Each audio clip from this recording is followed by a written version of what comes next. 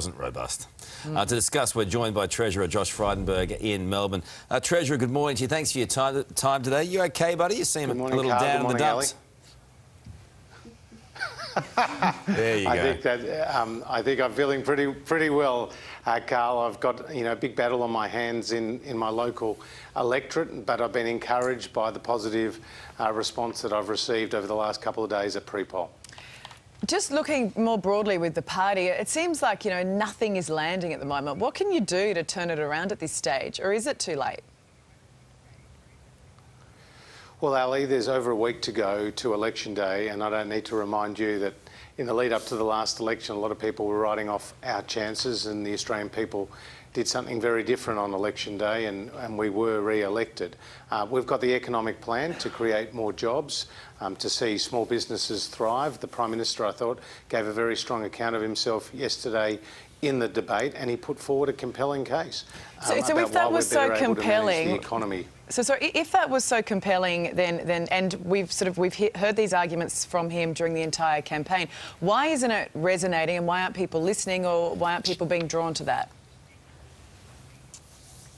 Well, we were starting this campaign from behind as the underdog, but this election will be close, and we know that it will be fought out in a number of seats, and so we'll keep making that case, Ali, between now and election day. But the contrast couldn't be clearer between a government that has helped steer the economy through the biggest economic shock since the Great Depression, that has laid out a budget for creating more jobs, for easing the cost of living pressures, for investing more in education and in health, and we did so in the budget just over 4 weeks ago.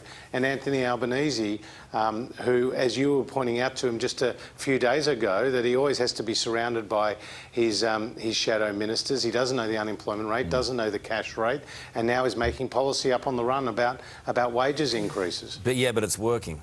So I tried to take myself inside your head last night, and I was thinking about, and it's not an easy thing to do, obviously, there's a lot going on. Did you enjoy that? Did you enjoy that? In parts, because I'm a masochist. But I was thinking about you and the fact that you put 12 years into this. You guided Australia through, a pandemic.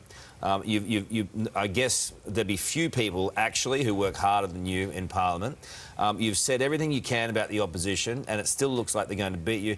This must be crushing for you.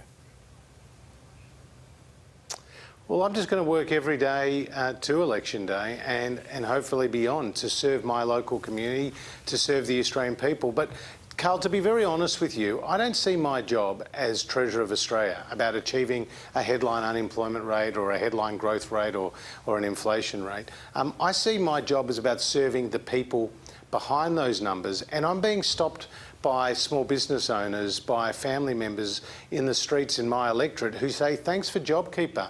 You actually saved my small business.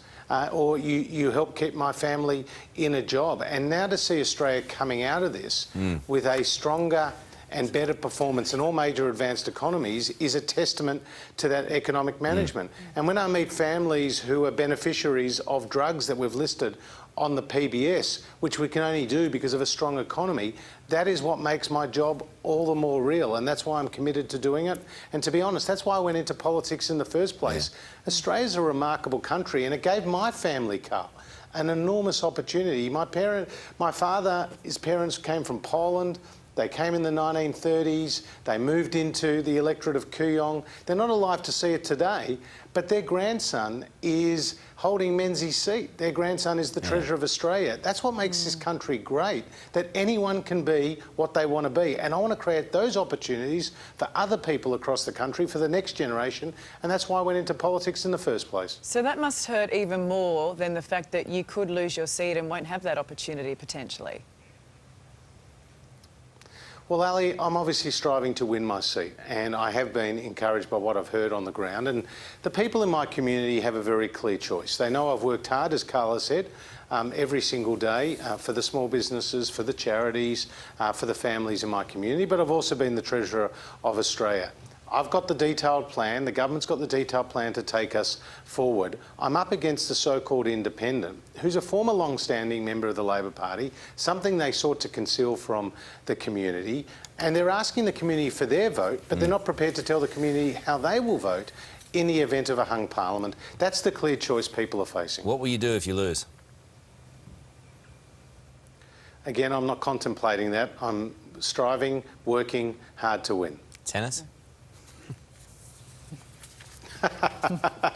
You could have asked me that question 30 years ago and I probably would have given you that answer. Good to see you, Josh. It is a brutal game, politics, and we look forward to seeing what happens there in the next 7 days. Thanks, Treasurer. Appreciate it. Coming